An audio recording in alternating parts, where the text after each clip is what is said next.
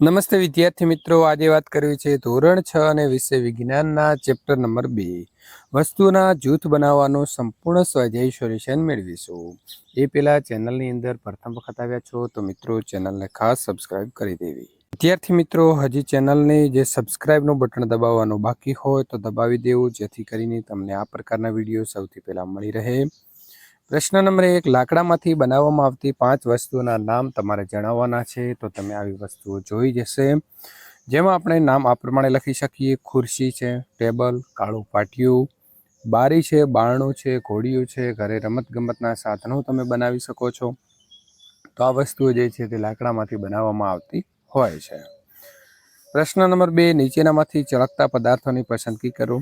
તો અહીં આપણને જે મિત્રો આપેલા શબ્દો છે, આમાંથી ચળકતા પદાર્થો કાચનો પ્યાલો અને સ્ટીલની ચમચી છે, બાકીના પદાર્થો ચળકતા નથી। પ્રશ્ન નંબર 3, નીચે આપેલી જે મિત્રો વસ્તુ છે તે શામાંથી બનાવવામાં આવે છે, તેને આપણે પદાર્થ સાથે જોડવાની છે। તો કઈ રીતે જોડીશું? તો જો અહીં આપણે જવાબ મિત્રો આ પ્રકારે લખીશું। પ્રથમ તમારે વસ્તુના નામ લખવાના છે અને ત્યારબાદ તેના જવાબ લખીશું। પુસ્તક છે તો કાગળમાંથી બને છે, પ્યાલો તો કાચ અથવા પ્લાસ્ટિક અથવા સ્ટીલમાંથી પણ બને છે, ખુરશી છે તો લાકડું, પ્લાસ્ટિક અને લોખંડમાંથી પણ બને છે, રમકડું છે તો પ્લાસ્ટિક અથવા લાકડામાંથી બનાવવામાં આવે છે, અને ચંપલ છે તો ચામડું અથવા તો રબરમાંથી પણ અત્યારે મિત્રો બનાવવામાં આવતા હોય છે। તો આ પ્રકારે આપણે જે જવાબ છે તે જવાબ લખીશું। પ્રશ્ન નંબર 4, નીચે આપેલા વિધાનો સાચા છે કે ખોટા તે જણાવો। પથ્થર પારદર્શક હોય છે જ્યારે કાચ અપારદર્શક હોય છે, તો ખોટું છે। નોટબુકમાં ચળકાટ હોય છે જ્યારે રબરમાં નથી હોતી, તો ખોટું। ચોક પાણીમાં દ્રાવ્ય છે, તો વિદ્યાર્થી મિત્રો એ ચોક જે છે પાણીમાં દ્રાવ્ય છે, તો આ આવશે સાચું। તો આપણે અહીં કરી દેવાનું છે સાચું, કારણ કે ચોક જે છે તે પાણીની અંદર ગળી જશે। લાકડાનો ટુકડો પાણી ઉપર તરે છે, તો એ પણ સાચું છે।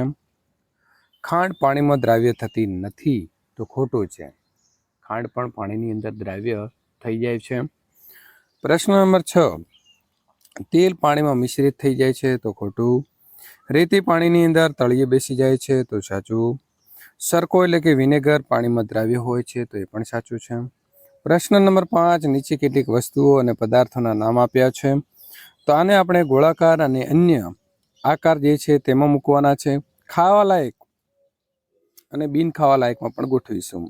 તો પ્રથમ ગોળાકારમાં આવશે બાસ્કેટબોલ, નારંગી, પૃથ્વીનો ગોળો, સફરજન અને માટીનો ઘડો। અન્ય પ્રકારમાં આવશે પાણી ને ખાંડ। ખાવા લાયકમાં લખીશું પાણી, નારંગી, ખાંડ અને સફરજન। બિન ખાવા લાયકની અંદર લખીશું બાસ્કેટબોલ, પૃથ્વીનો ગોળો અને માટીનો ઘડો। પ્રશ્ન નંબર 6, તમે જાણતા હો તેવી પાણી ઉપર જે તરતી વસ્તુઓ છે તેની યાદી બનાવો। તપાસ કરીને જુઓ કે શું તે તેલ અથવા કેરોસીન ઉપર પણ તરે છે। તો પાણી ઉપર તરતી વસ્તુઓ તો બરફ છે, લાકડું છે, પિત્તળની વાટકી, કાગળની હોંડી, પોચા લાકડાનું બૂચ, સોડિયમ, સફરજન અને પેટ્રોલ। તો પાણી જે ઉપરની વસ્તુઓ કે પદાર્થો પૈકી તેલ અથવા તો કેરોસીન ઉપર તરતી જે વસ્તુઓ છે, તો એની અંદર લાકડું આવશે, પિત્તળની વાટકી આવશે, કાગળની હોડી, પોચા લાકડાનો ટુકડો જે છે તે તેલ અને કેરોસીન ઉપર મિત્રો તરે છે। તો સફરજન અને પેટ્રોલ પણ જે છે તે તેલ અથવા કેરોસીન ઉપર તરશે। પ્રશ્ન નંબર 7, નીચેનામાંથી અસંગત વસ્તુ જે છે તેને તમારે દૂર કરવાની છે। તો ખુરશી, પલંગ, ટેબલ, બાળક ને તિજોરી, તો બાળકને આપણે અલગ કરીશું।